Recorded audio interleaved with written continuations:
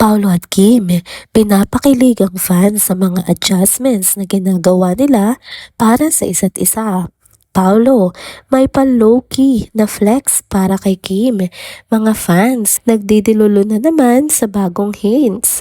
MJ Felipe, may pasabog sa exclusive interview sa Kim Pao. Tara, usap muli tayo.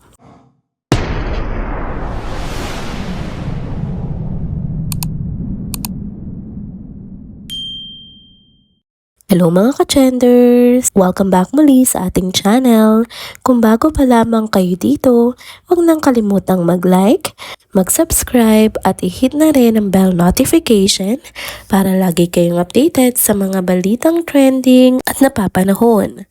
Mga ka-trenders, Happy Friday! Balik tayo sa ating channel para sa mga nakakakilig at kaabang-abang na chika patungkol sa paboritong tambalan natin. Yan nga ay ang Kim Pao. At para sa unang topic ngayong araw, pag-usapan natin kung paano nga todo adjust sina Kim Chiu at Paolo Avellino para sa kanilang nalalapit na pelikula na My Love Will Make You Disappear. Matindi nga ang dedikasyon ni Kim at Paolo sa pelikulang ito. Makikita ito sa bawat update ni Sir MJ Felipe. Ayon sa kanya, hindi lang simpleng pagganap ang ginagawa ng dalawa. May mga adjustments din silang ginagawa para sa isa't isa. Mula sa maliliit na bagay hanggang sa mas malalaking sacrifices para mapaganda ang proyekto. Isa sa mga pinaka-interesting na bahagi ng behind the scenes ay ang tatlong bagay na kanilang ina-adjust. Una, ang baon na pagkain. Pangalawa, ang acting. At maging ang kanilang mga outfits. Pag-usapan nga natin lahat yan, ano? Unang adjustment, ang pagdadala nga ng baon na pagkain. So, kilala nga itong si Paolo, no, bilang isang non-meat eater. Kaya si Kim ang nag-a-adjust sa mga pagkain dinadala niya sa set.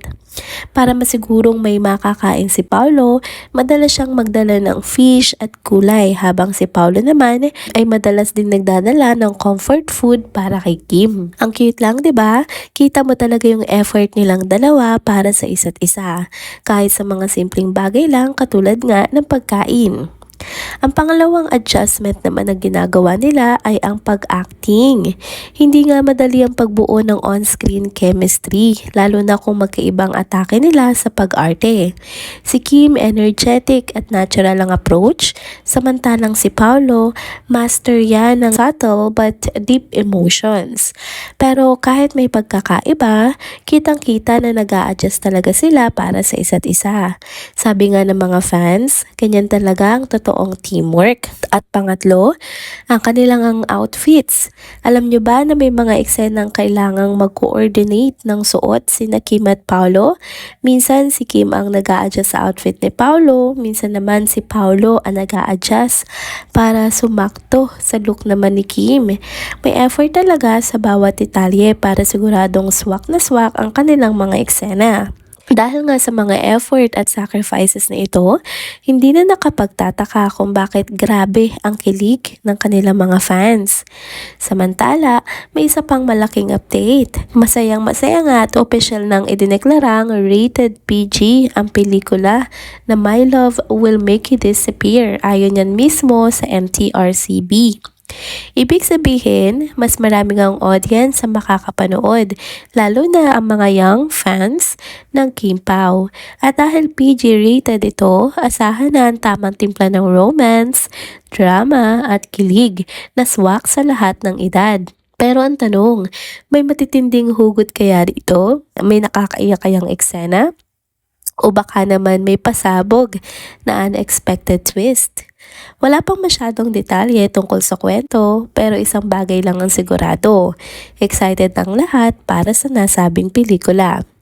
At kung hindi pa nga sapat ang excitement, mas lalong pinasabik pa ni Sir MJ Felipe ang Kim Pao fan. Isa pang pasabog exclusive interviews with Kim at Paolo. May dalawang interview siyang dapat abangan ng fans, sabi niya. Una daw yung para sa TV Patrol at Patrol ng Pilipino. Pangalawa daw yung para sa tao po.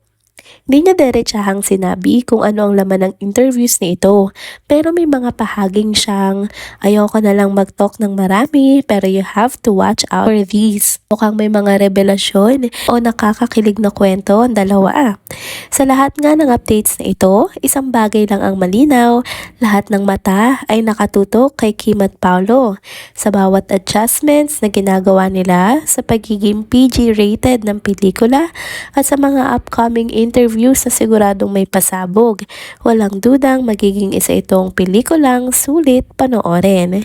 Kaya mga ka-chenders at lalong-lalo na sa mga Kim Pao fans dyan, ready na ba kayo? Again, paulit-ulit ko tong sinasabi, mark your calendars, March 26, 2025. Sa araw na ito, hindi lang puso nyo ang magdi-disappear, kundi pati ang stress at bad vibes. Next topic naman tayo mga ka-chenders, mga Kim Pao shippers, ready na ba kayong kiligin? Isang nakakakilig at nakakadilulu na moment na naman ang pinakawalan ni na Kim Chiu at Paolo Avellino sa kanilang latest promo para sa My Love Will Make You Disappear. Sa isang press conference, kapansin-pansin ang matching outfits ni na Kim at Paolo. Pareho kasi silang naka-pink. At para sa mga marurunong ang magbasa ng signs, alam nyo bang ang kulay pink ay espesyal na kahulugan sa Dress Your Status campaign ng pelikula? Ang pink nga ay may label na Taken Ako, Ikaw Ba? Kaya ang tanong ng madlang people, sinasadya ba ito o meant to be lang talaga? Isang fan nga ang hindi napigilan ang kilig at napapost. Quote and unquote, paano ako hindi magdidilulu? Naka-pink sila. Si Pao nakatattoo ng dragon tapos naka-pink pa. Taken ako, ikaw ba?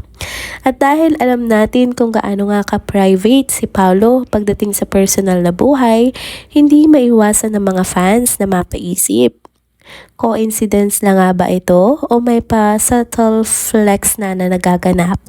Dagdag pa rito, kilalang favorite color ni Kim ang pink. So ngayon, pati ba naman si Paolo ay nakikijoin na rin sa color preference ni Kim?